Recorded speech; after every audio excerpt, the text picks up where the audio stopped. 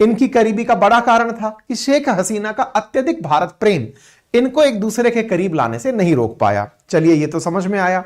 इतना ही नहीं, जब पाकिस्तान की चाइना से करीबी थी तो इनको भी चाइना के नजदीक ले जाने में असल में फायदा बांग्लादेश को इस बात का होना था कि भारत का विरोध करके हम चाइना के अच्छे हो सकते हैं, हम पाकिस्तान के अच्छे हो सकते हैं, तो हम केवल एक शत्रु को कॉमन रख करके सबको एक साथ लेकर आ सकते हैं। बस उसी तर्ज पर इन्होंने चाइना के लिए भी विचार करना शुरू कर दिया। हेडलाइंस फिलहाल ये बनकर आ रही हैं कि ये चीन की यात्रा पर जा रहे हैं। चीन की यात्रा पर इनका ऐसे समय पर जाना जिस समय अमेरिका में ट्रंप आकर बैठे हों, तो यह तो दर्शाता है कि ट्रंप ने जब से इनके पैसे रोके हैं जो यूएसएआईडी के माध्यम से दिया जाता था, या साथ ही साथ जब से इन्होंने भारत के लिए कहा है कि आप बांग्लादेश का मामला खुद निपट लो, तब से उन्हें इनसे ज्यादा कहीं उम्मीद चाइना में नजर आती है। इसी वजह से बांग्लादेश के यूनुस 26 मार्च को चाइना की यात्रा पर जा रहे हैं। जिस यात्रा पर ये जा रहे हैं वो एक कार्यक्रम की है, और वो कार्यक्रम है बोआओ फोरम ऑफ एशिया, जिसे एशियाई दावोस भी कहा जाता है। ये बिल्कुल वैसे ही है जैसे स्विट्जरलैंड के दावोस में दावोस शिखर सम्मेलन होता है, ऐसे ही एशिया के लगभग 25 देशों को बुलाते हैं, उनके एकेडमिशियंस को बुलाकर चाइना के अंदर एक कार्यक्रम का आयोजित कराया जाता है, जो कि 1998 से हो रहा है, जो कि एक तरह से थिंक टैंक टाइप का डिस्कशन होता है। और यहां पर हर देश से कुछ रिप्रेजेंटेटिव्स बुलाए जाते हैं। जैसे वर्ष 2014 में रतन टाटा जी को भी यहां पर इनवाइट किया गया था बोलने के लिए। फिलहाल चाइना इसके बहाने इन्हें बुला रहा है, लेकिन इनकी यात्रा को कर पूरी तरह से स्पॉन्सर चीन ही रहा है। बाकायदा चीनी अफसर ही इनका जहाज बांग्लादेश से तैयार करके चाइना ले जाने वाले हैं, यानी चीनी जहाज से ही इनकी यात्रा होने वाली है।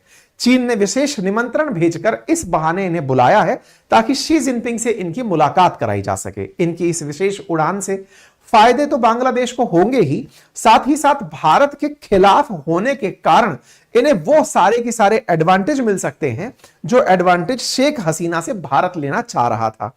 अब बड़े सवाल निकलते हैं कि सब अब ये जाने के पीछे किस तरह से शेख हसीना को वहां पर कहकर आएंगे कि साहब देखिए, शेख हसीना के काल में हम आपके साथ भला नहीं कर पाए थे। याद होगा जब शेख हसीना सत्ता में थी तो सत्ता गिराने की जिम्मेदारी उन्होंने बाइडेन पर टिकाई थी कि बाइडेन ने हमारे खिलाफ सारे कूटनीतिक प्रयास किए और हमारी सरकार गिरा दी। बाइडेन ने इनकी सत्ता गिराई जिसके पीछे बांग्लादेश के अंदर अमेरिका के खुद के कुछ निहित स्वार्थ थे। वो शेख हसीना को नहीं चाहते थे, इसलिए उन्होंने इनको हटा दिया था। यूएस एड बहुत ज्यादा उपयोग में ली जाती थी इनको गिराने के लिए, जो कि ट्रंप ने आते ही बंद कर दी। यह जानकारी रिपोर्ट से निकलकर आई कि जो यूएस एड दी जाती थी अमेरिका के द्वारा बांग्लादेश में, वो यहां का एक संगठन है जिसका नाम है बांग्लादेश रिहैबिलिटेशन असिस्टेंस कमेटी, उसको दी जाती थी। बाकायदा स्पुतनिक इंडिया ने इसे कवर भी किया, यह कहते हुए कि सोरोस का जो एनजीओ है वो इस ब्राक, मतलब ये जो BRAC नामक एनजीओ है, ये यूएस एड से पैसे पाता था, और यूएस एड के साथ में उनकी ये जो कटिंग दिखाई दे रही है, इसके माध्यम से ये प्रूव होता था कि अमेरिका इस माध्यम से लोगों के बीच स्कूल और कॉलेजेस के माध्यम से जानकारियां पहुंचाता था। इनकी जॉर्ज सोरोस के बेटे के साथ जो नजदीकियां थी, ये भी काफी ज्यादा सुर्खियों में रही थी। खैर, अमेरिका ने इन्हें बिठाया बाइडेन के काल में, लेकिन इनके बैठाने के बाद जो सत्ता परिवर्तन हुआ, या कहिए कि ये सत्ता परिवर्तन के बाद बैठे, इनको उम्मीद थी कि बाइडेन फिर से सत्ता में आएंगे। इनकी वापसी तो हुई, मतलब इन्होंने शेख हसीना को तो हटाया, शेख हसीना के साथ साथ शेख हसीना की सारी पहचान को मिटाया, जिसके लिए बाइडेन ने इन्हें खूब सारा इनाम भी दिया। इनाम के रूप में $202 मिलियन की इनको एड दी गई कि ये लीजिए, आप बकायदा इससे घर चलाइए। यहां से आगे की चीजें धीरे धीरे और बढ़ने लगी, भारत के साथ में इनके संबंध बिगड़ने लगे। लेकिन इसी बीच में यहां पर ट्रंप आ जाते हैं और ट्रंप इनके साथ में सख्ती बरतने लगते हैं। बरतते हुए इनकी जो सहायता थी वो तत्काल प्रभाव से रोक दी जाती है। हेडलाइन बनती है कि बांग्लादेश को दी जाने वाली अमेरिकी सहायता रोक दी गई है, जो यूएस एड के नाम से दी जाती थी। इसके चलते यूनुस सरकार का बांग्लादेश में बुरा हाल होने लगता है। हाल यह होता है कि इस साल की शुरुआत में इनका जो ग्रोथ एस्टिमेशन है वो गिरकर नीचे आने लगता है, ग्रोथ एस्टिमेशन नीचे आने लगता है। इसके पीछे मोहम्मद यूनुस की सरकार को जिम्मेदार ठहराया जाना शुरू होता है। फाइनेंशियल एक्सप्रेस की जानकारी के अनुसार इनकी ग्रोथ रेट को घटने का अनुमान 2024-25 में 5.7% तक का लगाया गया। इवन वर्ल्ड बैंक और आईएमएफ ने तो यहां की जो ग्रोथ रेट है उसे घटा करके 4.1% रहने का अनुमान लगा दिया। आईएमएफ ने तो बांग्लादेश की ग्रोथ रेट को 3.8% रहने की घोषणा कर दी, जो कि वर्ष 2019 में 8.15% थी। इस तरह से बांग्लादेश जो ग्रो कर रहा था, वो ग्रो करता बांग्लादेश अचानक रिवर्स स्टेप लेकर चलने लगा। बांग्लादेश के इस रिवर्स स्टेप के जो मुख्य कारण थे, उसमें यूनुस के द्वारा की गई जो प्रगति थी, प्रगति किस तरह की कि उसने सारे सिस्टम को हिलाकर रख दिया। जो सेट जानकारियां थी उन सबको हटाकर लोगों को बेरोजगारी की तरफ धकेल दिया। उसका मुख्य उद्देश्य था कि हसीना को हटाना है। क्योंकि हसीना भारत के साथ थी, तो हसीना के चलते यूनुस का काम केवल हसीना हटाने भर का रह गया और बांग्लादेश की प्रगति उनके लिए मायने नहीं रखती रही। खैर, बांग्लादेश की प्रधानमंत्री भारत को ज्यादा फेवर करती थी। चाइना के ऊपर यह उनको अब दूसरा पॉइंट मिल रहा है कि चलो कोई बात नहीं, बाइडेन नहीं तो क्या, अब चीन से जाकर मदद ले लेते हैं। असल मायने में शेख हसीना ने हिंद महासागर में चीन को ज्यादा एंट्री नहीं करने दी। इसके लिए हमने कई सेशंस भी किए। आपको बताया था कि बांग्लादेश में मोंगला पोर्ट चाइना चाहता था, लेकिन उसे उन्होंने भारत को दिया। ठीक इसी तरह से चाइना की यात्रा पर जब शेख हसीना गई थी, तो वो बीच में छोड़ करके वापस भारत लौट आई थी, ये कहते हुए कि मैं तीस्ता वाले मामले में चीन को एंट्री नहीं करने दूंगी। लेकिन क्या करें, अमेरिका ने भले ही शेख हसीना की सरकार गिराई हो, लेकिन इसका फायदा अब चीन को मिलता दिख रहा है। क्योंकि जो सरकार वर्तमान में है वो शेख हसीना विरोध के साथ साथ भारत विरोध के लिए भी जानी जा रही है। अमेरिका से सपोर्ट मिल नहीं रहा, तो कुल मिलाकर बांग्लादेश स्वतः ही अब चीन की गोदी में जाता हुआ दिख रहा है।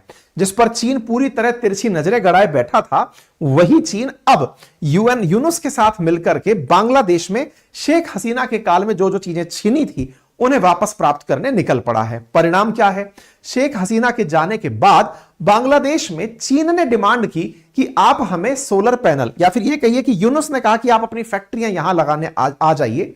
इतना ही नहीं, बांग्लादेश के जो मोहम्मद यूनुस हैं, ये चाइनीज विदेश मंत्री से मुलाकात करते हैं ताकि इनके साथ में ये डील की जा सके कि हम चाइनीज लोन को लंबे समय में चुका दें, आप चाइना के माल के साथ बांग्लादेश की तरक्की सेट कर दें।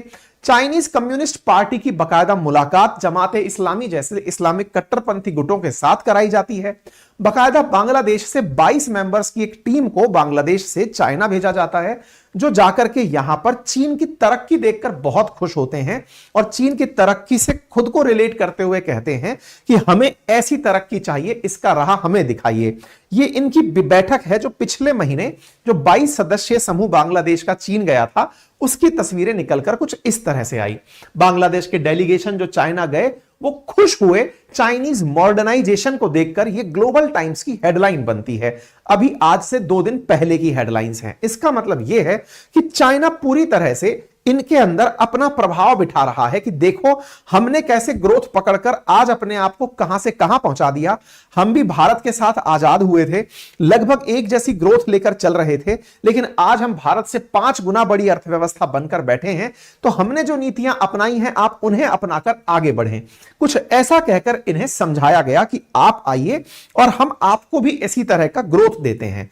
तो बांग्लादेश की तरफ से जो टीम गई, उसको चाइना ने सबसे पहले जो राहत दी वो ये राहत थी कि आप लोन चुकाने में एक्सटेंशन ले सकते हैं, आपकी इंटरेस्ट रेट को घटाकर 1% करने के बारे में विचार कर सकते हैं, साथ ही साथ में आपको रियायती दरों पर और कर्ज दे सकते हैं। इतना ही नहीं, यहां तक जानकारी निकलकर आई कि यदि बीएनपी मतलब ये जो बांग्लादेश के अंदर जो पार्टी है तीस्ता वाटर मैनेजमेंट को लेकर के, कि ये आने वाले समय में चाइना के साथ ही डील करने पर ज्यादा फोकस करेगी। कुल मिलाकर बात यह है कि ये लोग तीस्ता के केस हो या फिर चाइना के अंदर भारत विरोधी गतिविधियां हो, अब उनके लिए पैसा लेने से नहीं हिचकेंगे। और ऐसे समय पर जब ट्रंप की तरफ से या अमेरिका की तरफ से इन्हें कोई सहायता नहीं मिल रही है, तो इन्हें कहीं तो गिरना ही था जाकर।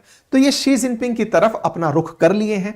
इससे भारत की चुनौतियां कैसे बढ़ती हैं? भारत की चुनौतियां इसीलिए कि भारत के जो सीमावर्ती क्षेत्र हैं, विशेष रूप से जो हमारा सिलीगुड़ी कॉरिडोर है, उसके आसपास जितने भी संवेदनशील क्षेत्र हैं वहां पर ये कोई भी ऐसी डील ना कर दें जिससे भारत की सुरक्षा कॉम्प्रोमाइज हो।